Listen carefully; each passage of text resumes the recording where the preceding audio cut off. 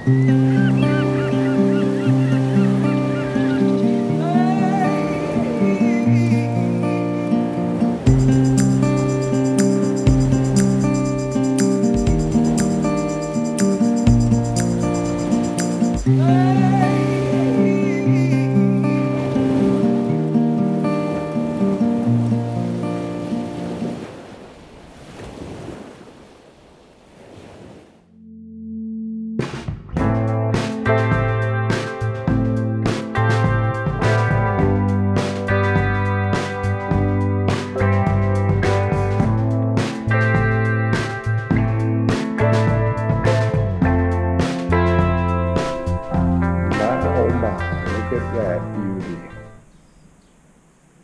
think it might be worth having a look at it. Alright, let's go. So guys, we are on the way to look at a boat. What are you looking at? Bianca 27? Yeah. Bianca 27, yeah. One of these really cool blue water capable boats.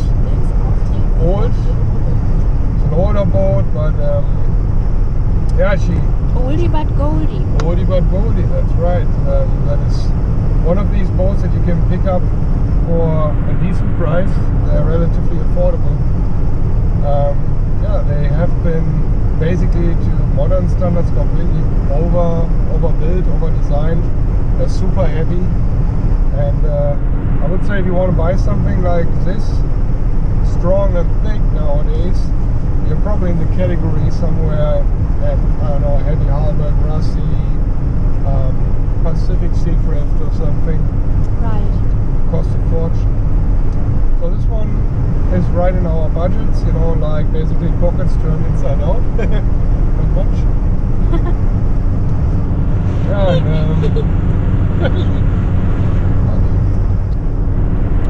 there's one thing about this boat, and that is that the keel is bolted to the hull.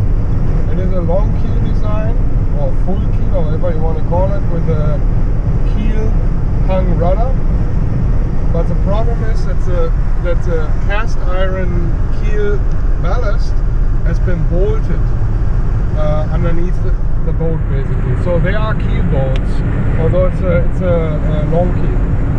So that's something that we normally are not too crazy about, because as the boat gets older, we're talking here past 40 years old, you wonder in what shapes the keel bolts would be, you know. So that's one thing to really pay very close attention to. Other than that, I guess maybe it's that kind of boat that we like, right? I think maybe the space inside is very narrow. Yeah, that is part of that long keel design. They made them narrow. The beam is only 8 feet, I think. So, but you know what, guys, before we talk any further about this, let's go ahead and look at her specifications. The Bianca 27 is rigged as a masthead sloop, and she has a long keel with a transom hung rudder. The boat is constructed out of heavy hand-laid fiberglass with an RX cord deck. RX is a foam material which is relatively modern and makes for a very light but yet very stiff deck construction. So this is quite modern, considering that the boat was first built in 1964. The ballast is made from cast iron and comes out at about 1.5 metric tons or 3,200 pounds. She was in construction until 1975, and there were about 604 hulls made. She was built in Denmark by Bianca Yachts, and the designer was Svend Argen Christensen. The length overall is 27 feet, length of the waterline a little bit over 20, and her beam only 8 feet, which is great because you can still trailer her on any road without special permission. Sail area is 320 square feet, or about 30 square meters, and her draft is 4.6 roughly, so meter 40. And she displaces 7,200 pounds roughly, or 3,250 kilograms, so quite heavy boat. The keel construction confused me in a way, because here you can see the cast iron keel is actually bolted underneath the fiberglass hull. The boat that we are going to look at didn't have any bolts in the bilge. I couldn't find any. Instead, I found something like, I don't know how to describe it, looked like a cast iron anvil that was in the bilge. She was a 1974 hull, so one of the last boats that were built. And I was wondering if they actually changed the keel design from this typical through-bolted cast iron ballast to something else. I don't know. If somebody has further information on that, how they designed the keel and attached it to the boat, I would really appreciate if you leave some comments on that, because that really confused me. Her numbers are coming out really sweet. So sail area to displacement of a little bit shy of 14. So she is quite heavy and does not fly that much canvas really. So it is on the very safe side though, if you think about that. I marked this here red just for the reason that it takes a fair amount of wind to get her going. But if you think around the other end of the spectrum, in heavy winds and such, she is not overpowered. So that is really, really good. Her ballast to displacement right around the sweet spot of 40%, actually over, so it makes it really safe. And displacement to length with 380 makes for a very, very heavy built boat. So that is a very heavy and strong construction. And that is also why you see here such a good comfort ratio at 31. She will go through the seaway probably like a hot knife through butter. This is really sweet. And even better, the capsize screening formula of 1.66 is phenomenal. So one can take a lot of comfort in this number. I know it's a theoretical number, but you can expect definitely in case of a severe knockdown or possible roll that the boat will come back up and righten itself. So in my opinion, with the numbers as they are right here, this makes for an almost perfect passage maker blue water boat. It's a fantastic design. It's a Bianca 27, really great. Are you excited? Yeah, I'm super excited. Always wanted to look at a Bianca. I think it's a very pretty boat. It's almost like a New England design in a way, I think.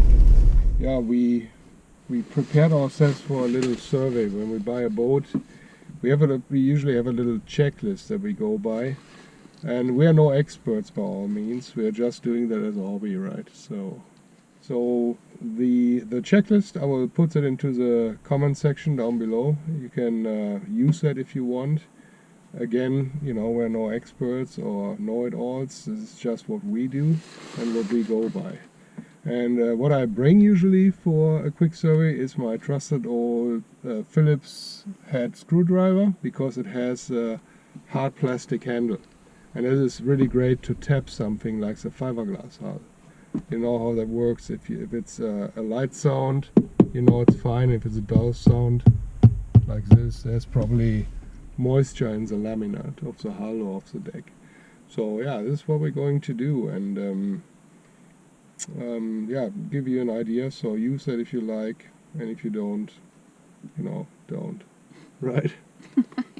Does it make sense? Like, I mean, if you want, then yes. If you don't, then don't. No. And don't do it. God damn it, you know. Okay. Yeah.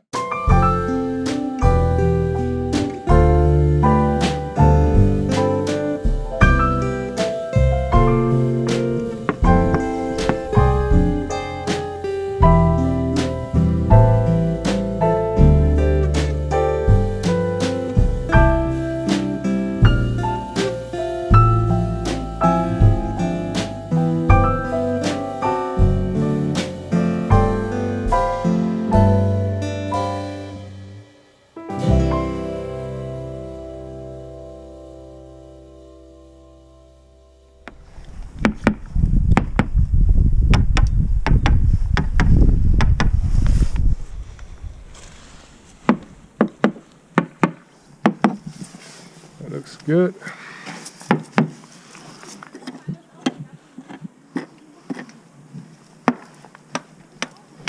Okay, that's where the cast iron starts.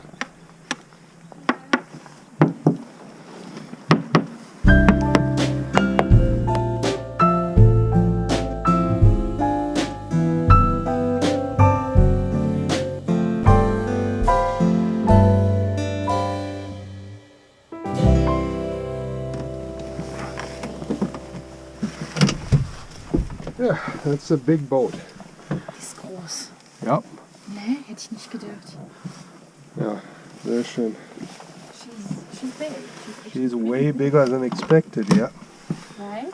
Yeah, so we got, what do we got here? We got the engine behind here. Sound of it, so this is a galley. Yeah, galley. Stowage, plenty of storage throughout the entire boat. Look at this. The V-berth? Yeah, the V-berth is pretty good. Yes, it is. Let's see the keel boards real quick. That's one of the things always to check. Okay, here's the lower bilge. There's a bilge pump in there. It looks pretty okay. Yep. And then the keel boards are in the forward bilge. Is that the spray hood? Yes. Oh yeah, look at that. Yes, she got a spray hood. Oh, look good. Let's see, can we get to the bilge where you stand right now? Yeah. Should we switch? Yeah. Let's see. And then storage underneath the bunks down here. Das wird cool. Ich hätte ihn ganz anders vorgestellt. But here's no head in here. Or is it on the other side? Oh, here. Okay. Here's the head. That's pretty sweet. So that closes up all the way.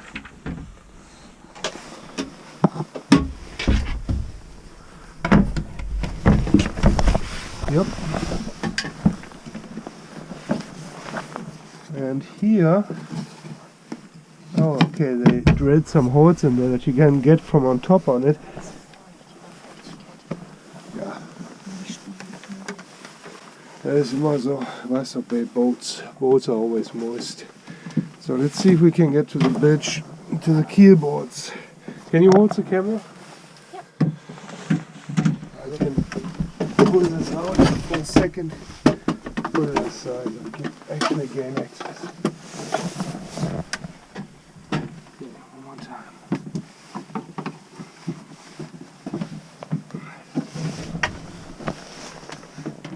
Okay, here we are. What the hell is that? That's iron. That's nochmal extra ballast? Yeah. So that's it. Oh, okay, I see. That is, I think, the head of the ballast. And here too. There's still any water in there. Oh. Okay. Yeah, looks like an anchor or something. I cannot really see any keyboards. And here, there's the rest of the bilge. So it's like a sectional bilge. That's actually different from what I expected, to be honest. Okay, so I think this here is part of the keel. Yeah. And over here there's a board, but I cannot really make out any keel boards, to be honest with you. Okay. Vielleicht sind die da? Nee, ne? Yeah, like here. I'll put the table back real quick. And then let's have a look at the forward bilge. Okay. So now we have this here. Oh yeah.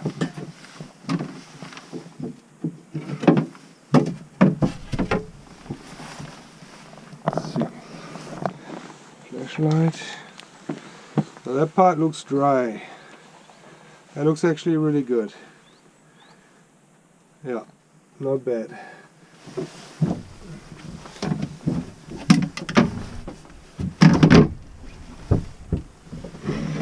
Plenty of storage throughout the entire boat.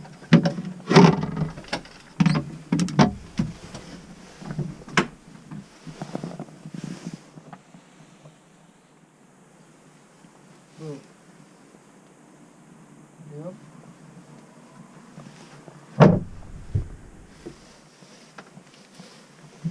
Das hatch scheint okay zu sein. That looks good. Seems to be pretty generous. Up forward is the anchor locker. Plenty of storage, wind indicator, a self-steering device.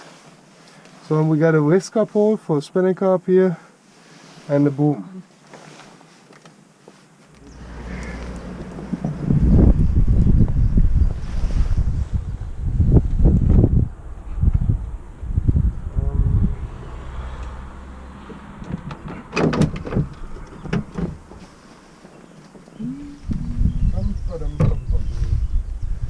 There she is.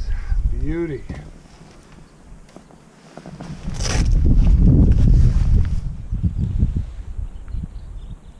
Okay.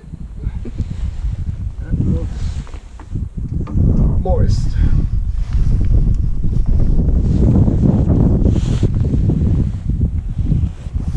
Looking at the engine. It's an old Volvo. Plastic tank that was replaced for the actual aluminum tank. Oil filter is new. That's a decompression lever, so let's see if she will turn. Yep, lucky day.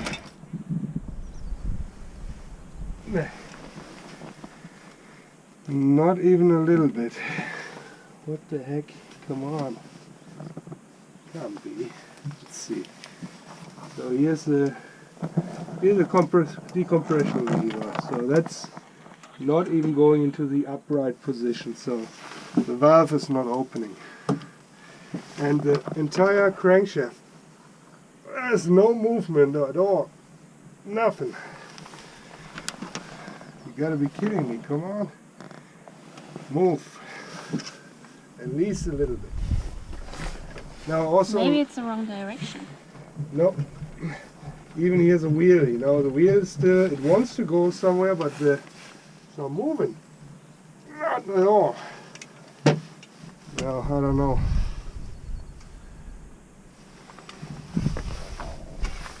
I think the engine is pretty much done. Okay. Well, that's kind of a, let's do the front wheel. It's like an old Volvo Penta. These engines are usually indestructible pretty much.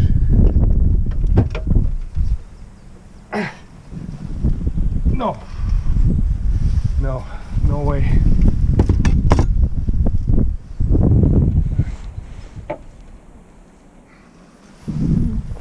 No way. It's not coming.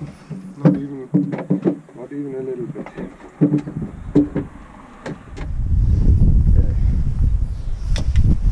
Other than that, it's a really nice boat. So, and you even got a gimbal stove in here. So let me check that real quick. Maybe you've seen that, because this here is supposed to be the galley. There she is. So that stays there. See, and it's gimbaled. Oh yeah.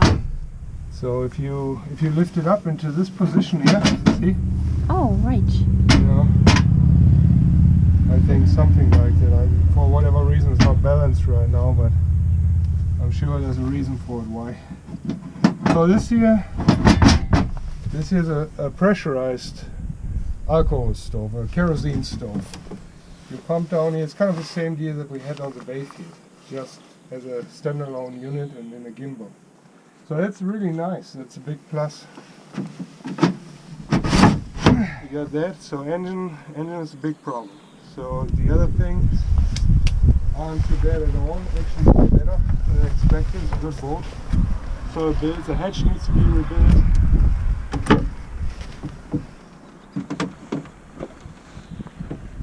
Okay.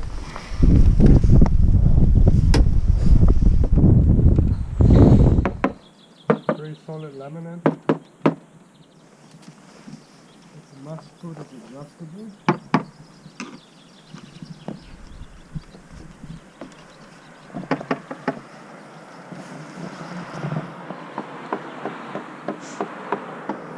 Also,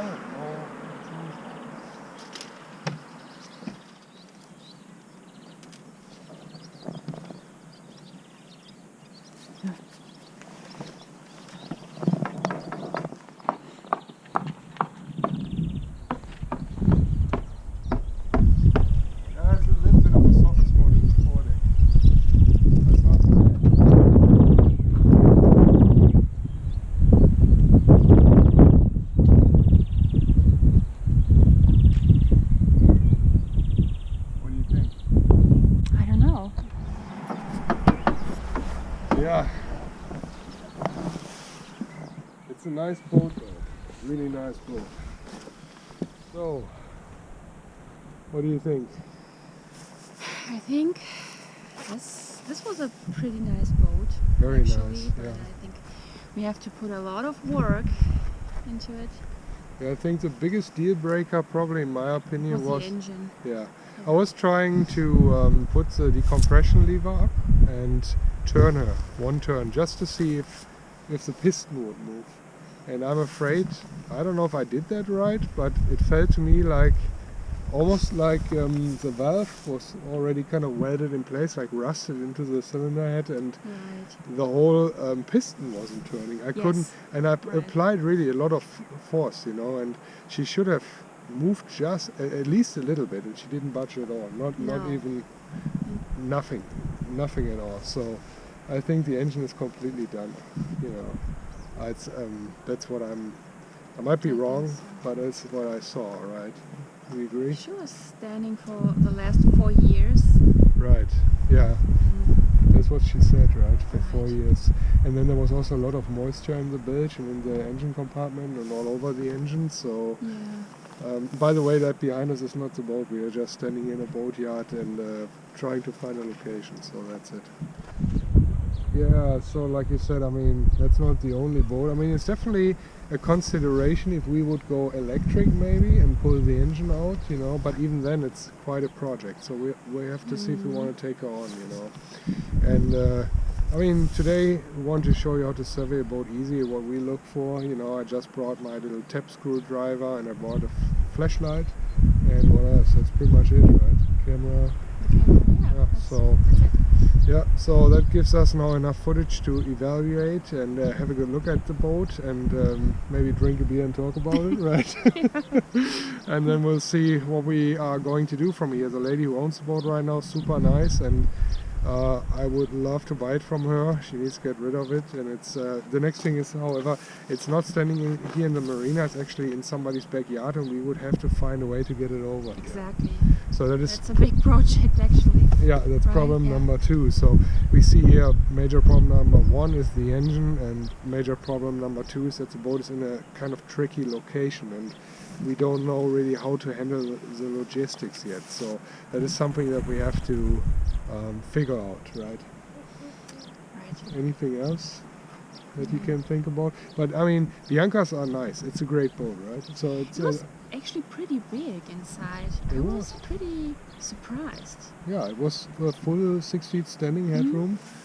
Right. It felt pretty spacious in there, I would say, Yeah. right? Absolutely. I didn't understand the bilge design quite. I was surprised that I didn't find any attachment bolts, so it confused me a little bit. Maybe you guys can leave some comments down below if you have some ideas why they designed that and why it looked like there was a ginormous anvil in the bilge. I mean, I understand it's a cast iron keel, but I really didn't understand quite the way they attached the keel to the boat, basically. So that really confused me.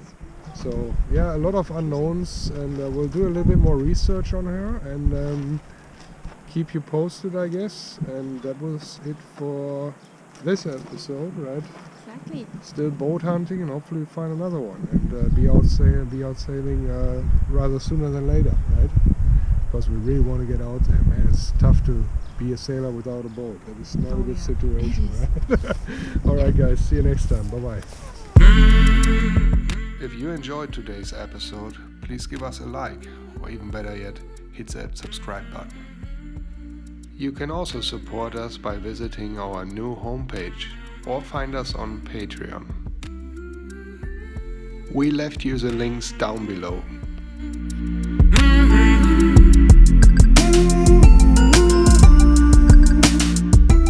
Thanks for watching and see you next time on Sailing Good Old Boats.